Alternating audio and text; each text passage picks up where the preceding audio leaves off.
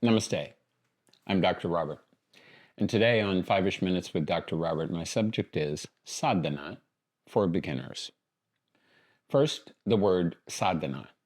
It comes from a root that means to move forward in focused anticipation of achieving a particular goal. So this is the number one thing. You need to have a goal. It may be a general goal. You want to move in a spiritual direction, whatever that means.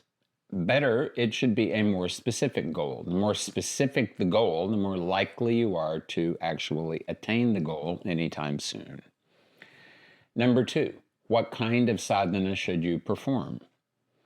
It is said by many well-known texts and by my mentor, the Gauri Vimalananda, that in Kali Yuga, which is where we are at the moment, the best possible sadhana is Bhakti Yoga, devotional yoga.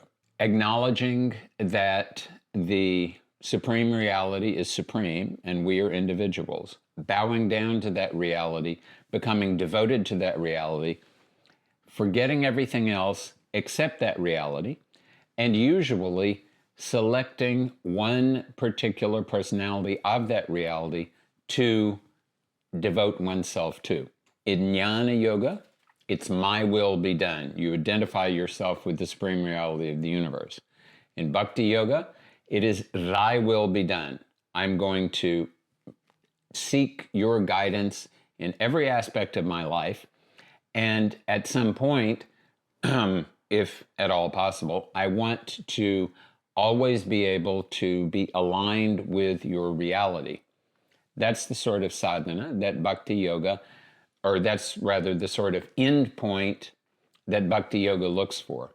Not emerging with the deity, but being with the deity at all times, being aligned with the deity so that the juiciness of the devotional love can always be being enjoyed by the devotee. If we consider for a moment the advice of the Srimad Bhagavatam, which is a very famous scripture and also the basic scripture of Krishna worship, we can get this verse. Having obtained the mercy of the teacher who shows him what is handed down by tradition, the devotee should worship the Supreme Personality in whatever form he or she desires. If you have an acharya, if you have someone to direct your process, this is ideal.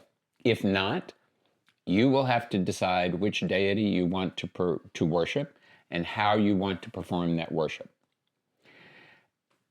Be uncomplicated in the beginning. Identify who you want to worship.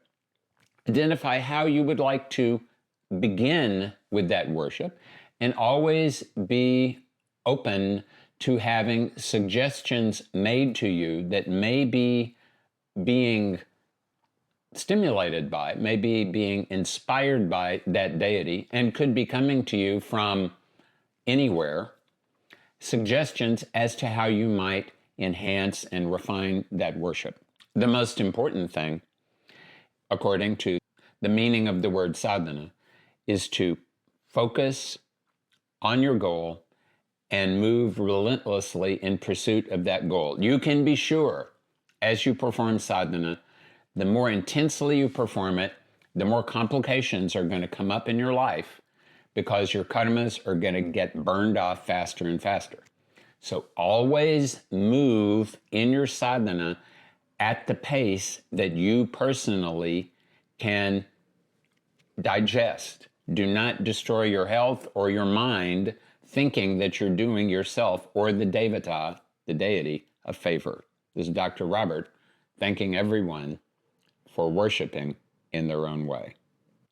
Go down to the description below and you can find out how to study more with me online.